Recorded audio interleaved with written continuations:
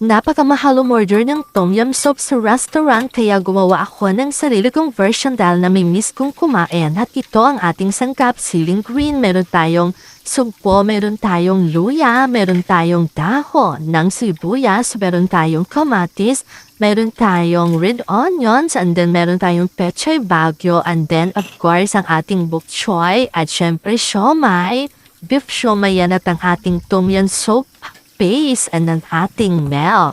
Ganyan, simulan na natin. Ayan ang ating casserole. Naglagay tayo ng oil at syempre gumamit tayo ng butter dyan. So ayan, pinainit natin ito at natunaw na ang ating butter. Ililagay na natin ang ating bawang at sibuyas at ginigisa na natin ito kasabay ng ating luya. O of course mga kachikero, ilagay na natin ang ating tomato. Ayan, kailangan madurog. And then naglagay tayo ng ating black pepper powder at syempre naglagay tayo ng chicken cubes.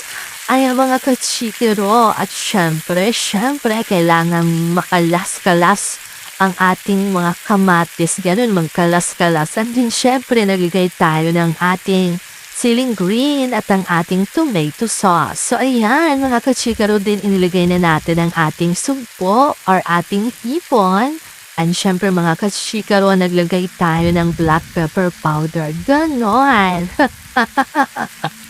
And then syempre nag-edit tayo ng ating water system. Hindi ba? So ayan ang ating water. Superan na tayo. Ganon mga kachikaro. At syempre inilagay na natin ang ating tom yum soup paste. So nabibili po yan sa supermarket. Hindi ba?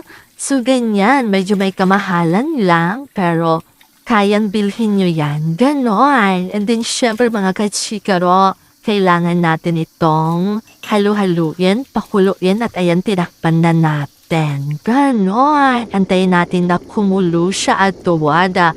Ayan, kumukulo na at kulong-kulo na siya. Ganon mga kachikaro. At syempre, inilagay na natin ang ating, ayan, beef siomai. So, ayan ang ating nilagay. And then, syempre, of course, lulubog ang ating beef siomai, hindi ba? At naglagay na tayo ng ating milk. Ganon.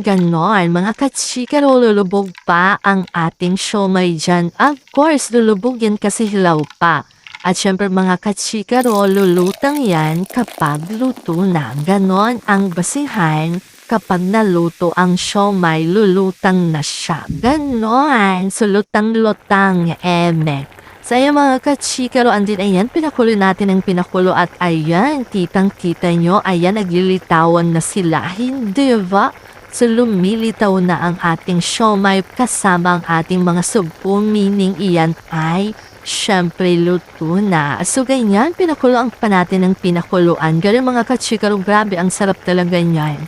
Andin syempre nilagay na natin ang ating bok choy, hindi ba? At syempre mga kachikaro, inilagay na rin natin ang ating pechay bagyo. Ganyan. Ayan. At syempre, tinakpan natin ito ng konti lang. And then, of course, ilagay na natin ang ating, dahon ng sibuyas. Diba, ang gandang tingnan? Super, ang ganda ng color. Hindi, basta ayan ang naluto na wada. Napakasarap nito mga kachikaro. Grabe.